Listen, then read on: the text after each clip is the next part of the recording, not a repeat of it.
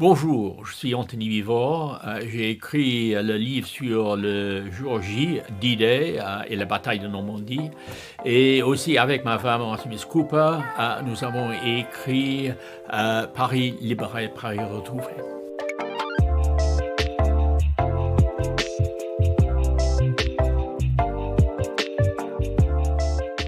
La période de la libération jusqu'à 1949 est une période pas assez connue en France, je pense. Et c'était tellement important parce que c'était le premier champ de bataille de la guerre froide. C'était un moment où la France était vraiment près de la révolution ou d'une guerre civile, surtout dans l'hiver de 47. Mais aussi, c'est le moment où, avec le plan Marshall, l'Europe et la France surtout avaient commencé à survivre, à vraiment se remettre sur ses pieds. Et donc, c'est un moment, une période aussi fascinante de la point de vue de la vie intellectuelle, de la vie des modes, le théâtre et de tous les côtés. Et donc, c'était vraiment un moment fascinant, comme on peut comparer vraiment de la période de la Révolution française. Et il y a des parallèles intéressants. Ce titre de Paris libéré, Paris retrouvé, est vraiment de souligner le changement énorme entre l'occupation par l'armée allemande et vraiment la liberté après. Et pour la plupart des Français, c'était un moment où il y avait des changements énormes. Il y avait trois éléments dans l'histoire française. Il y avait la guerre franco-française qui remonte à 1789.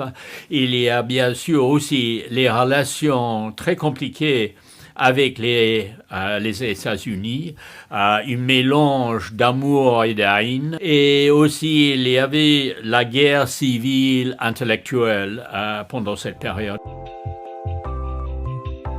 Le moment que les forces de la compagnie de l'Ordre est arrivées au centre de Paris et les cloches de Notre-Dame, etc., commençaient à sonner. Bien sûr, pour tous les Parisiens, c'était un moment vraiment émouvant. Le lendemain, bien sûr, il y avait les forces françaises qui sont arrivées. De Gaulle est arrivé après la deuxième DB, bien sûr. Et il y avait la édition de général von Choltitz, le commandeur allemand.